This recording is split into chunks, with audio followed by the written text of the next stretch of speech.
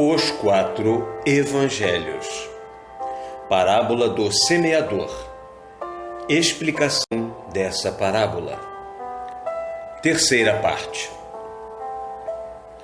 Como impedir que o espírito humano modifique as verdades ao sabor das suas necessidades?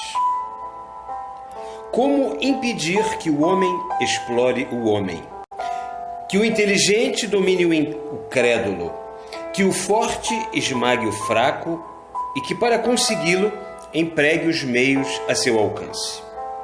Qual o freio mais próprio do que o terror para ser usado naquela época de ignorância e de barbárie, em que começou o reino de Lúcifer? O terror era o meio de que se podia lançar mão, tanto contra o forte quanto contra o fraco. Era um jugo que se aplicava igualmente a todas as frontes. Era um freio que domava todas as naturezas. Não reproveis que tal se tenha dado. O que na antiguidade se passou com os hebreus e depois convosco, tinha que ser assim. Impotentes teriam sido então a lei de amor e de meiga caridade, que vos pregamos hoje, a lei natural e imutável da reencarnação que vos revelamos, sem véu, em seu princípio e nas suas consequências.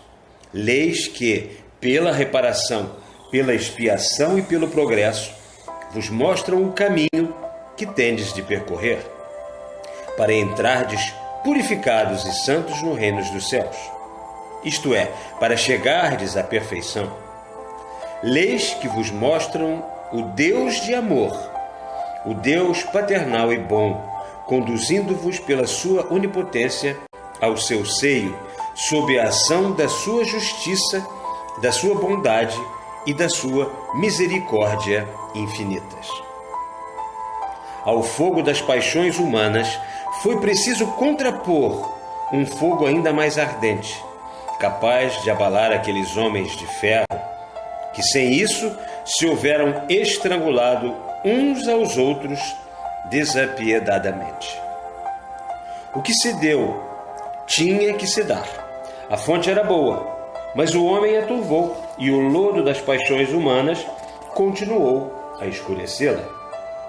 Hoje, pela nova revelação, restituímos ao manancial a sua limpidez de outrora e a fonte de vida, em vez de se despenhar sobre pedras que seriam arrastadas pela torrente, vai deslizar tranquila e clara por sobre dourado saibro que lhe formará o leito.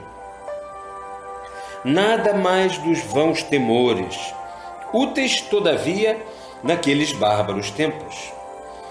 Abaixo a exploração do homem pelo homem. O ignorante deixará de ser presa do instruído, porquanto a ciência tem que se universalizar. O forte não mais esmagará o fraco, porquanto a força do primeiro não servirá senão para amparar o segundo. O poderoso não mais pisará a fronte do pequenino, porquanto, ao contrário, se abaixará cheio de solicitude para tomar o outro nos braços e ajudá-lo a erguer a sua cabeça para o céu. Cada século tem tido suas criações destinadas todas ao progresso da humanidade.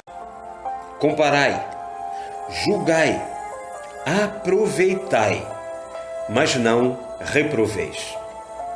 O que sucede ao grão que cai em terreno pedregoso, onde há pouca terra, é que se dá com aquele que ouve a palavra e a recebe com mostras de alegria num primeiro momento. Não tendo ela, porém, raízes em seus corações, esses só por pouco tempo acreditam. Sobrevindo à tentação, eles se afastam, retrocedem e, em chegando às tribulações e perseguições, logo se escandalizam. Os que, sobrevindo à tentação, se afastam, recuam, são os que cedem, desde que se lhes apresente a ocasião de reincidirem nos seus antigos transviamentos, tornando-se rebeldes e surdos à palavra de Deus, deixando-se levar de novo pela corrente de seus erros e faltas, influenciados pelos maus espíritos que seus maus pendores atraem e aos quais não sabem resistir. Os que de pronto escandalizam, logo que cheguem as tribulações e perseguições por causa da palavra, são os que, baldos de energia, se impressionam ou amedrontam com as tribulações e perseguições e se retiram. Com relação aos apóstolos e discípulos, Jesus aludia às tribulações e perseguições físicas e morais. Com relação aos espíritas, as tribulações e perseguições são todas de ordem moral. São o ridículo que muitos se esforçarão por lançar sobre a doutrina e seus sectários. Dizemos sectários aludindo à falsa opinião, geralmente espalhada, de que vós, que simplesmente procurais a luz e a verdade, seguindo o caminho traçado por Jesus, formais uma nova seita. Aquelas tribulações e perseguições são ainda os 1000 obstáculos que se vos opõem, que se vos oporão por mais algum tempo, pois que até aqui, amigos, caminhastes sobre rosas, apenas alguns espinhos apareceram. Estas palavras eram mediunicamente ditadas a 18 de dezembro de 1862. Vem próximo o momento das contrariedades sérias para a humanidade. A Igreja e seus adeptos se elevarão como barreiras para vos deterem os esforços. Barreira que será tanto mais temível quanto parecerá que se some a vossa aproximação, para logo adiante se erguer mais ameaçadora. Vãos, porém, serão seus esforços. Contra ela se voltará o ridículo de que faz arma para vos combater. Sobre ela recairá o anátema que lançará sobre vós. Vê-la-eis um dia humilhada ante a inutilidade dos seus esforços. Abrir-vos as portas e pedir-vos a luz que hoje tenta abafar as trevas. É destas pequeninas oposições que se amedrontam os que, baldos de energia, não ousam afrontar a opinião pública. Quando a sentem contrária, fraqueiam na guerra de família que se vem travando e que cada vez mais ardente se tornará. Guerra que nos faz hoje dizer-vos, como Jesus, não vos trazemos a paz, e sim a divisão.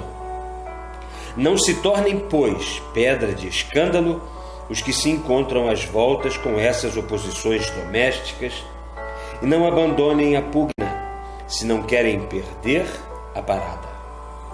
Para vós, espíritas, a parada é a paz, é o progresso, é um adeus definitivo às misérias do vosso mundo.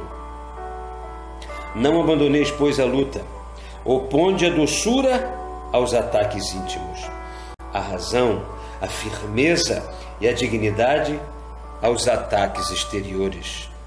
Tende por divisa paciência e resignação. Sustentados pela fé, vencereis todos os obstáculos que vos criem. Sob os vossos passos, eles se desmancharão como montículos de areia. Coragem! Não escandalizeis, pois não tendes o direito de retirar-vos.